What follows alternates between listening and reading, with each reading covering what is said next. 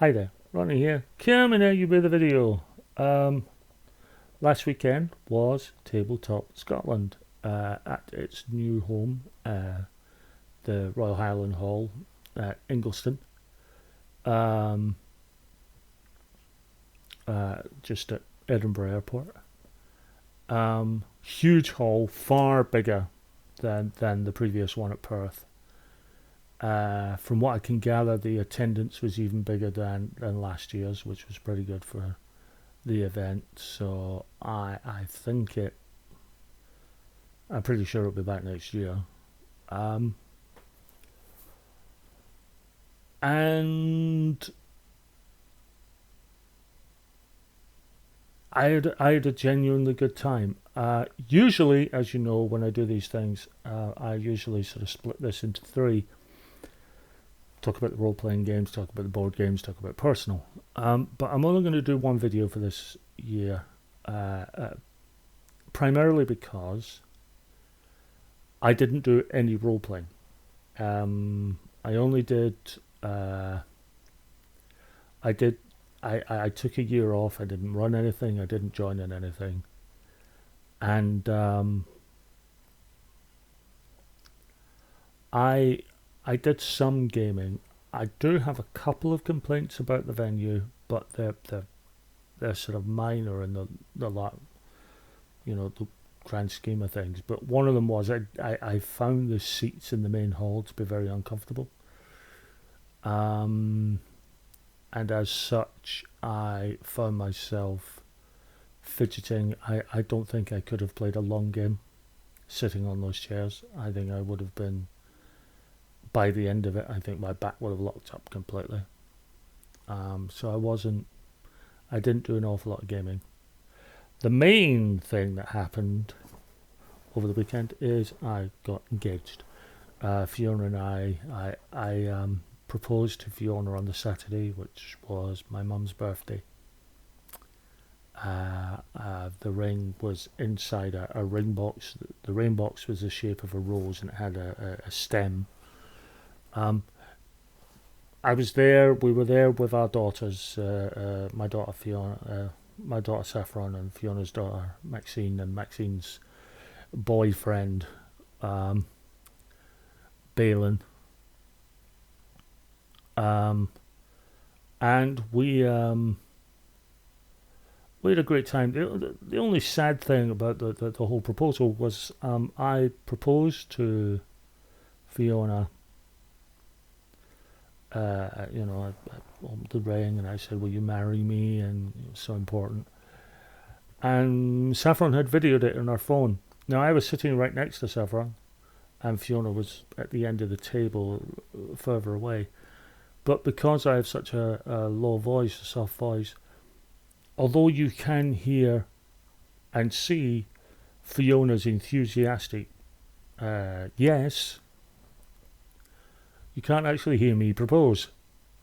So it's a bit frustrating, if I'm honest. Um, but did do, what I did do, was a lot of buying. I bought a lot of stuff. I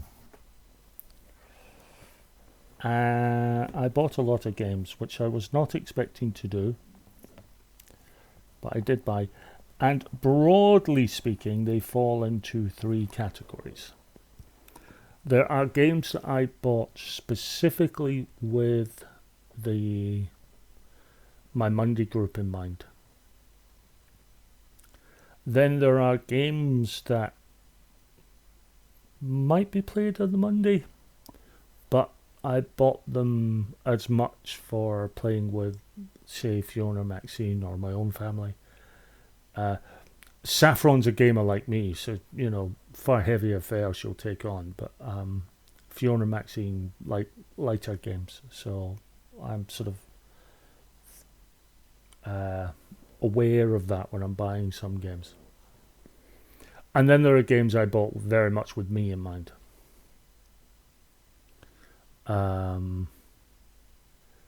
Which there are only really a couple here, but that's because as much as I bought a fair few things, I can't show everything I bought. Because some of the things I bought were presents. Yes, I have been Christmas shopping at Tabletop. And also some of the some of the things I bought online after Tabletop, so they're due in. And in both those cases, they were games primarily for me, although I know I could play them with Jean and Maxine and other people. So what I'll do is I'll go first of all with the games that I bought primarily for my Monday group. So the first one, this is Monza, and this is absolutely staying as possibly a staple. I don't think I'll use it every week because I hate running games twice in a row if I can avoid it. I like to mix it up. I have a few racing games. I've got Formula Day, and I've got Downforce, and I've got Flamme Rouge. And whilst they are perfectly brilliant racing games in their own right, they are a little more involved than I can really put on my Monday group. I have a game called Grand Prix. It'll take up 2 to 4 players. The only problem with Grand Prix is it's really, when you get right down to it, it's a reskin of Snakes and Ladders with all the problems of that. But it's a perfectly acceptable sort of time game, and as part of the remit for Mondays is games as a conduit for conversation, it certainly gets players talking. But I wanted something that was maybe a little more involved without being complicated. That I could show to I could bring to the Monday group that will take up to 6 players, and Monza is it. Monza has this multicolored board and dice, and essentially the dice, rather than rolling numbers or symbols, is rolling colors, and effectively you're trying to chain the dice based on where your car is and what color you're trying to get to, get the next color and get yourself around the board. Lovely little game. I mean, it's from Habba. It's very much a children's game, but I think for what it is, it works perfectly. So I'm quite happy to have it. Working not so well. Cobra Paw. For anyone who hasn't played this is, you can see the tiles there. They look very much like slightly elaborate sort of symbols with almost like dominoes. And you've got 2 huge 6-sided dice with the symbols on them, and essentially you're rolling and you'll get a combination of 2 symbols, and it's the first person to find that tile, that domino tile with the 2 symbols on them, and put their hand on it gets it, and you're trying to get a certain number of them.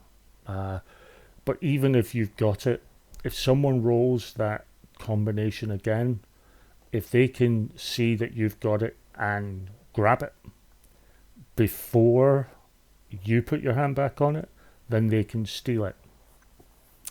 It's very much a dex game. Now, I'm not a big fan of dex games simply because I don't have the speed to play dex games. And I bought this primarily to see whether it would fit with my Monday group. I'm not sure it does. I may very well keep it just as something to have for kids who enjoy doing something a bit different, but it might be the first one that ends up going somewhere else.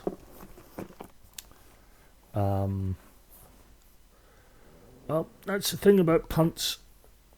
Sometimes they work.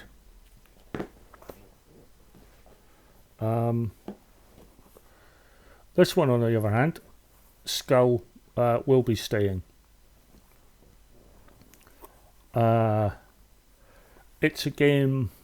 I mean, it is a game of bluff to an extent, but it's more a push your luck game than anything else. It's a solid enough game. It's just it's mostly a sort of push your luck game. It went okay with the club, but this is one that even if it doesn't ultimately fit with the club, I'm going to end up keeping because it's a good family game. And I can see that getting played a lot. Unlike sort of Cobra Paw, which I'm not sure. That was one I kind of bought out of. But to be honest, I'm not sure I should have. But Skull is a solid game. I bought this one, which is Block Soul. Now, I have Quirkle, and I love that game. Great wee game. The only problem is that the scoring and the rules regarding where you can place and what you can place can be a little overwhelming. And this one seems to be a far simpler take on the same idea.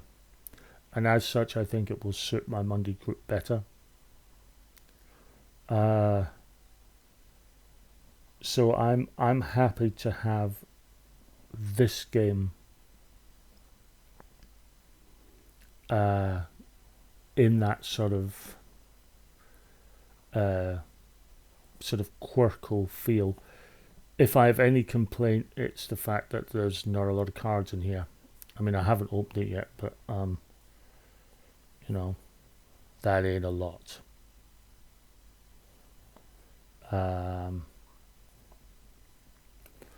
But having said that, I had the same fear when it came to Hexagon Continual, and actually that game has worked out surprisingly well. So yeah.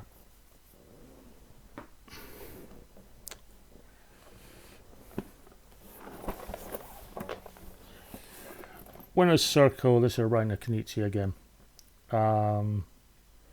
Now I have a couple of horse racing games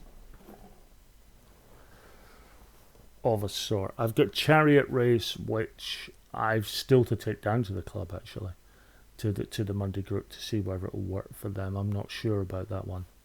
I might have to simplify it a little, maybe take out the combat and just make it a straight race. I also have Change Horses, which is a perfectly fine game. Change Horses is perfectly fine. The only problem with Change Horses is I think there's maybe a little too complicated for my players on the Monday. Also, the fact that the winner isn't the person who goes in first place. The winner is the person in last place. When someone crosses the finish line, the game ends, and whoever's in last place is the winner.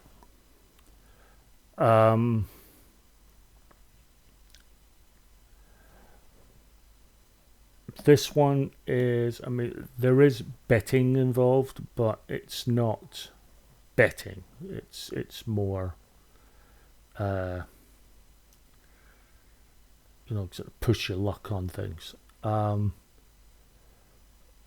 what I like about this game and what attracted me to it was there is a bit of strategy involved. But I don't think it's so complex that it would overwhelm my players. Even if they don't go for it, this is staying to the point where I might be even tempted to get rid of Change Horses, because this I think will pretty much supersede it.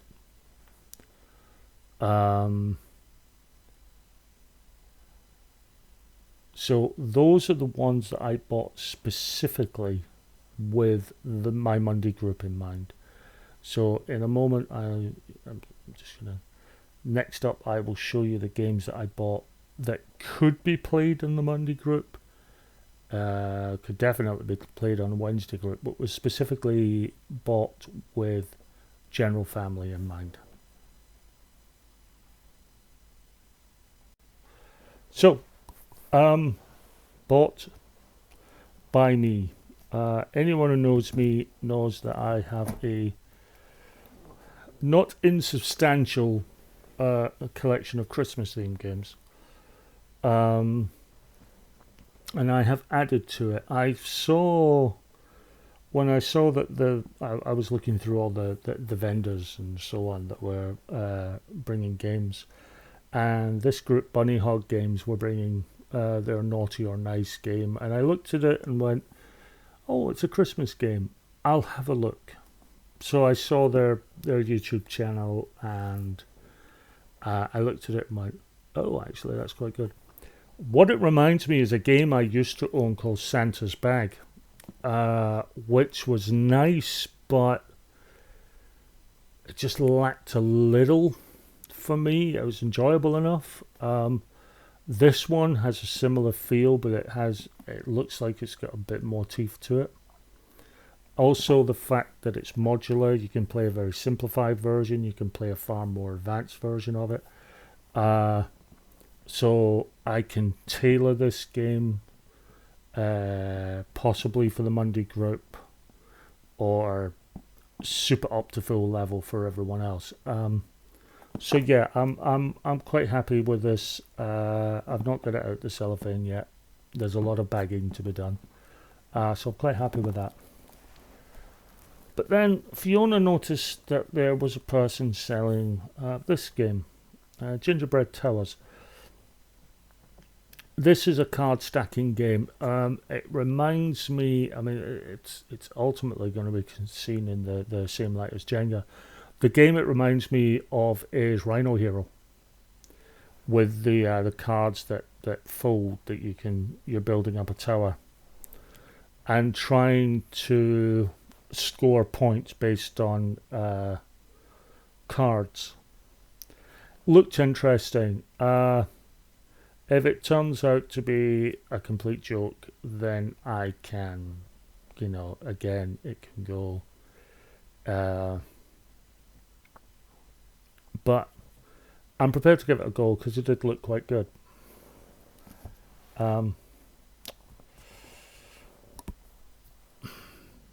Playing a few games for my mum as we were on the Saturday, playing some games in her honour. My mum was a big lover of traditional card games. She wasn't a board game player, she liked card games.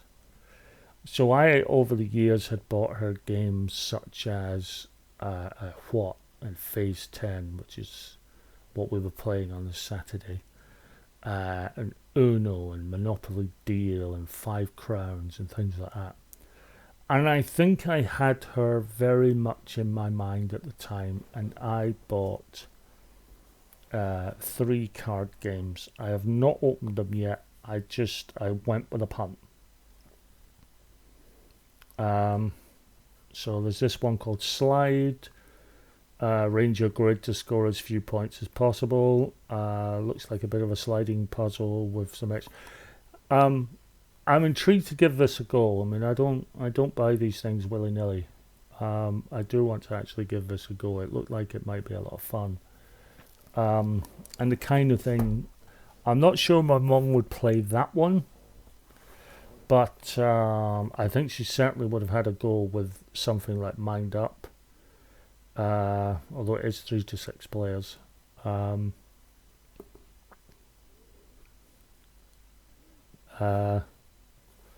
Again, that sort of it's got that sort of Uno look to it. I think she would have loved these. Loved playing them. And then from the same people I bought Line It, where you're trying to make a line of ascending or descending cards. I haven't played these yet, but I'm eager to try.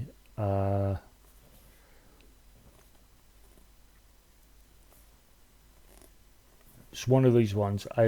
These ones will stay in the collection because I bought these very much with the family in mind. And also, I took a punt on this game. This is Skullduggery. Short, swift game. It says game time 15 minutes for ages 8 and up. Trying to get as much booty as possible. Yeah, I'm quite taken with doing these. I like. I'm always up for getting stuff, and yes, bloody tenner for it. But I'm intrigued by it. It looked interesting, and I kind of bought all those 4 together. So the 2 that I bought there for myself.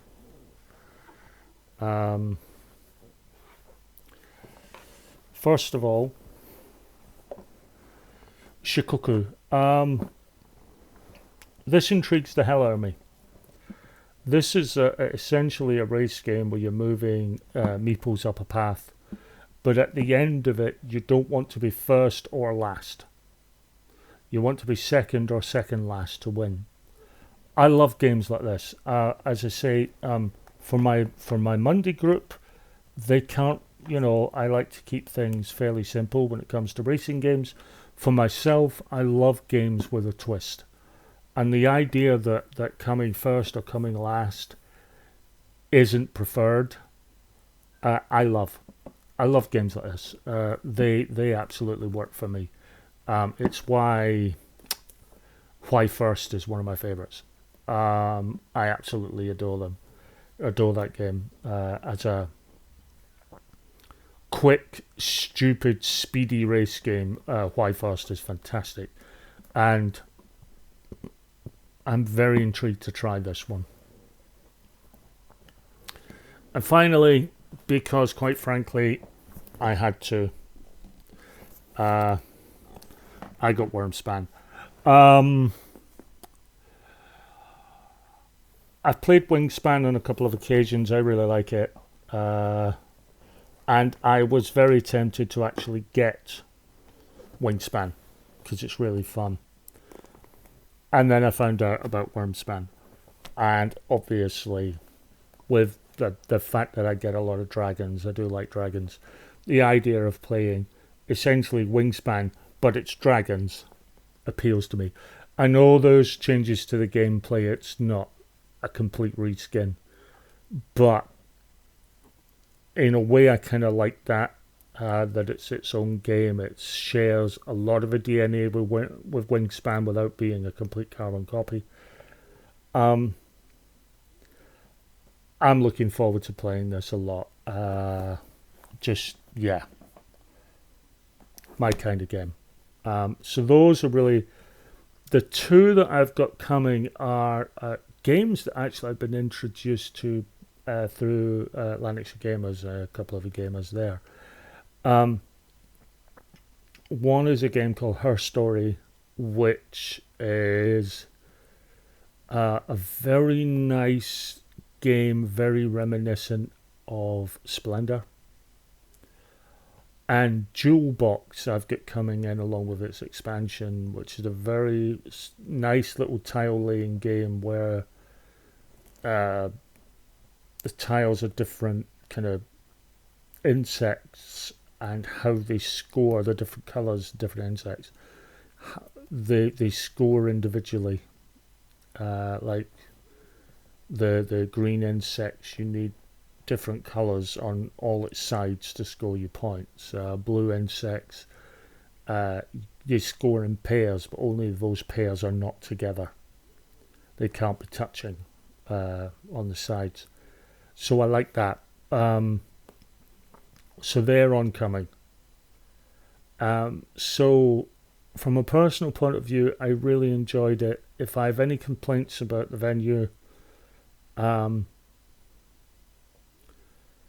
sandwich and a can for £7 is just extortionate.